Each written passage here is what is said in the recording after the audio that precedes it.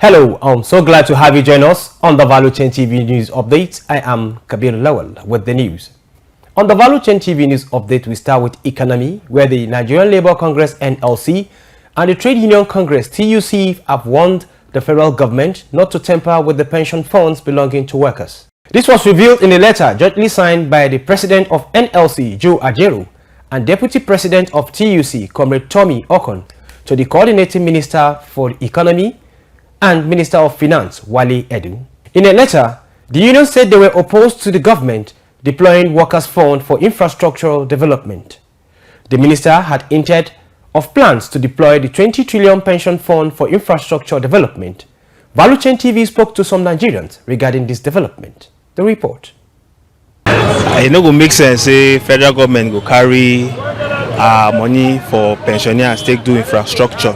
In fact, the money legislatures they use spend, at least that money is enough for them to use for infrastructure rather than carrying money people have suffered for, toiled for. I can't imagine somebody working for 35 years. At the end of the day, he knows see the money chop, in Pikin knows see the money chop, because government cost still one carry the money take do infrastructure. I mean, it doesn't make sense. I'm not in support. The reason why I have my reason of not in support of that, because the issue of minimum wage, they are yet to finalize about the minimum wage, because labor are demanding this is what they want, and the federal government haven't approved or give us, we should know our hope. Issue of pension, we don't want it.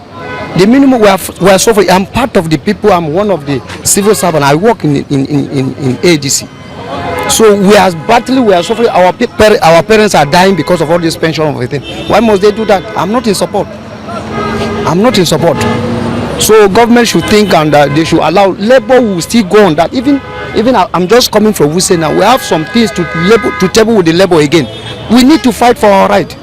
We are suffering for this country. The truth need to be told. Because if we decided to be keeping quiet, we are suffering for what we cannot. Our children will even suffer more than that. Fortunately enough, I'm very familiar with insurance. I'm an insurance person. I'm very familiar with Pension Reform Act of 2004 as amended in 2014. Understand me?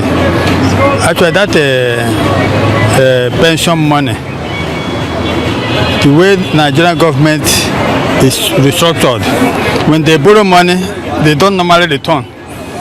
Understand me? So I'm of the view that they should allow the people to invest the money, the NICOM, to invest the money the way they want it.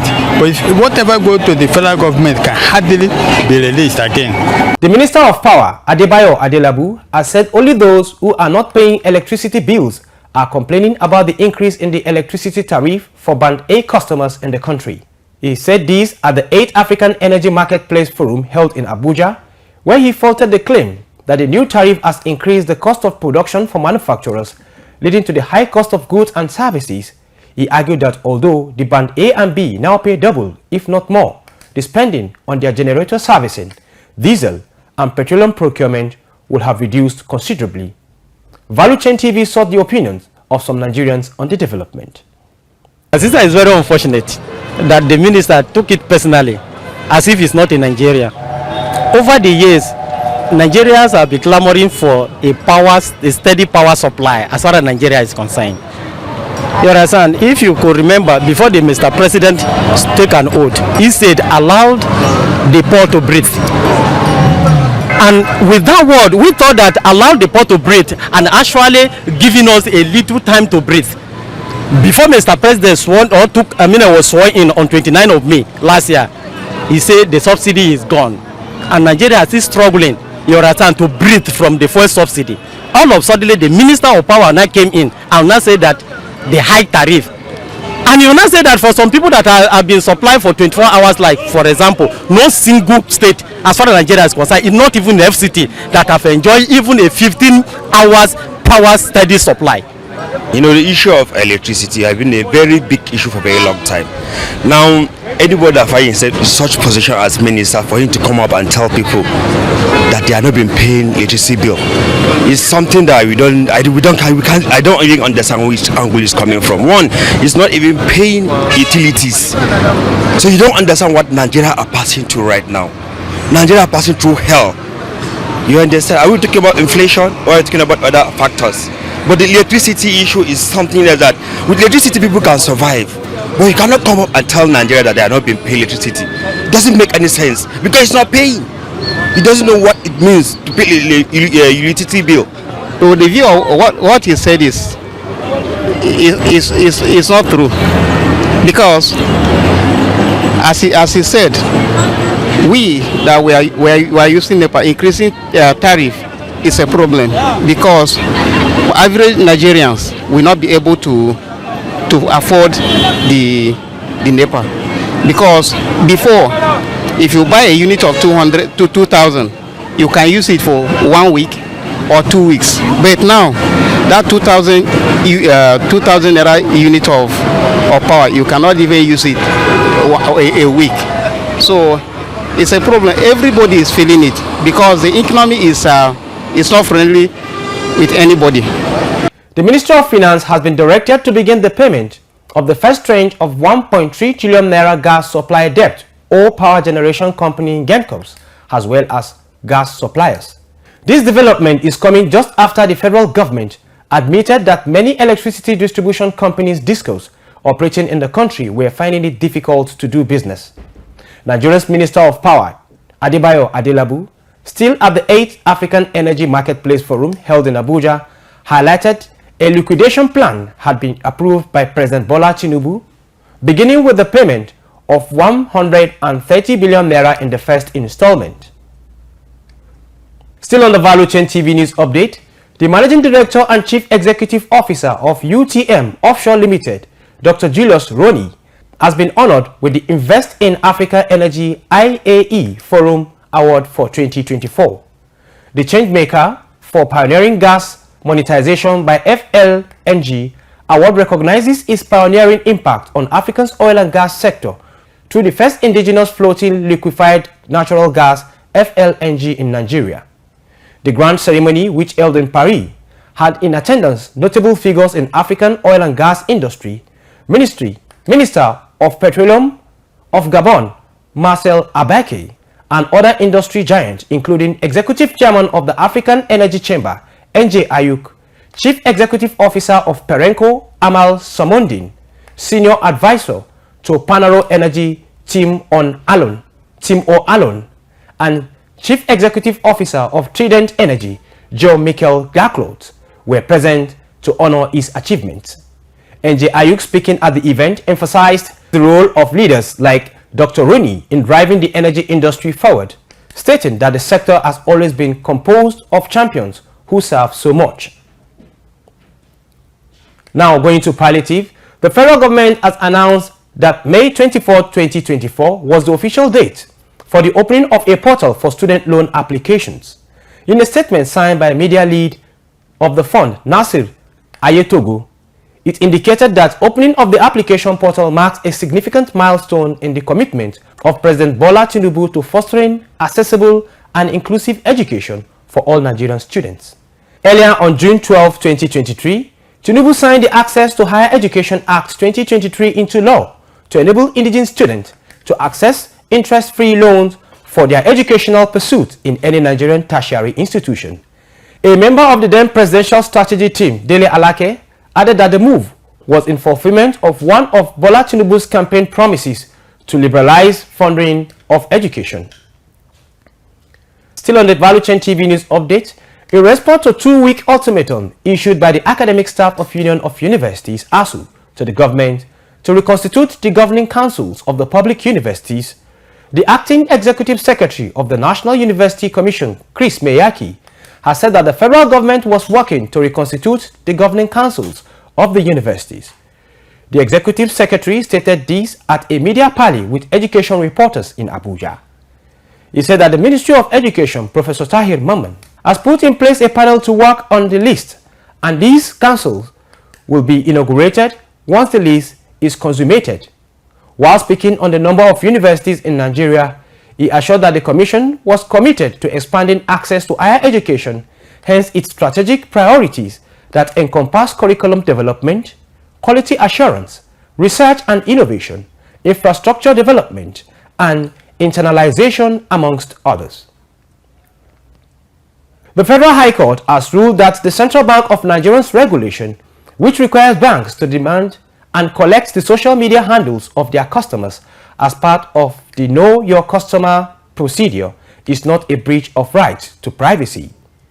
Justice Nnamdi Dingba gave the ruling during a sitting in Lagos when he struck out a suit filed by Lagos-based lawyer Chris Eke, seeking a declaration that the regulation as contained in Section 6, Subsection 4 of the Central Bank of Nigerian Customer Due Diligence Regulations 2023 is undemocratic, unconstitutional, null and void to the extent of its inconsistency with Section 37 of the 1999 Constitution of the Federal Republic of Nigeria as amended.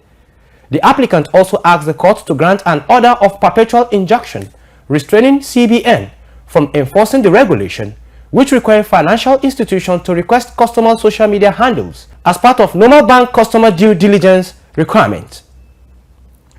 After the president's pronouncement removing petroleum subsidy, attention shifted to compressed natural gas as a cheaper and cleaner alternative. The federal government introduced the presidential CNG initiative as a component of the palliative intervention of the President Bola Ahmed Tinubu administration directed at providing relief to the masses as a result of transitive hardship of fuel subsidy removal policy by government.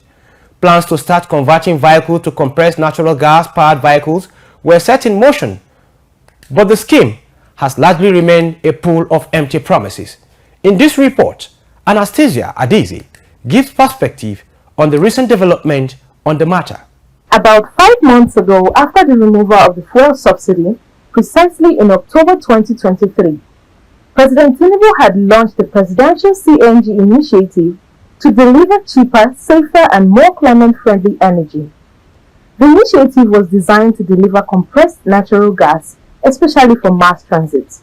Therefore, the federal government earmarked 100 billion naira, which is part of the 500 billion naira palliative budget, to purchase 5,500 CNG vehicles, including buses and tricycles, 100 electric buses, and over 20,000 CNG conversion kits. With plans to develop CNG refilling stations and electric charging stations nationwide, but the scheme seemed to hold no water and remained empty promises. However, recently, Special Advisor to the President on Information and Strategy, Bayo Onanuga, confirmed that the first set of proposed compressed natural gas vehicles will be inaugurated before the Tinubu administration's first anniversary on May 29th. He explained that months of detailed planning and background work went into the decision, and the committee driving the initiative is set to deliver on President Tinubu's vision and promise, noting that funds put into the project will also support the expansion of CNG refilling and electric charging stations. To this end, the federal government, through the Nigerian Midstream and Downstream Regulatory Authority (NMDPRA), also recently concluded plans to ensure that energy marketers open CNG pumps in filling stations across the country. As such, the president said that intended retail licenses would now be required to establish a CNG point in their filling stations before getting final government approval, as this will increase consumer accessibility to the commodity. The authority requested that all major marketers explore the availability of CNG in their gas stations, as President Bola Tinubu has given directives that government vehicles purchased henceforth must be CNG powered. The Federal Executive Council, chaired by the President a while ago, mandated all government ministries, departments and agencies to procure only vehicles and generators by CNG. It is expected that the MDAs shall begin the conversion of all petrol and diesel-powered vehicles or generators to CNG. The new directives fall in line with the administration's commitment to ensure energy security, drive utility, and cut high fuel costs. The question of why the government is just enforcing the establishment of conversion points in filling stations after the decision was made a long time ago is raised in the minds of concerned Nigerians, eagerly waiting to see whether or not the CNG dream will be actualized. For Value Chain TV, Anastasia Adezi reporting. That ends the Value Chain TV news updates. I am Kabir Lawal. Thanks for watching.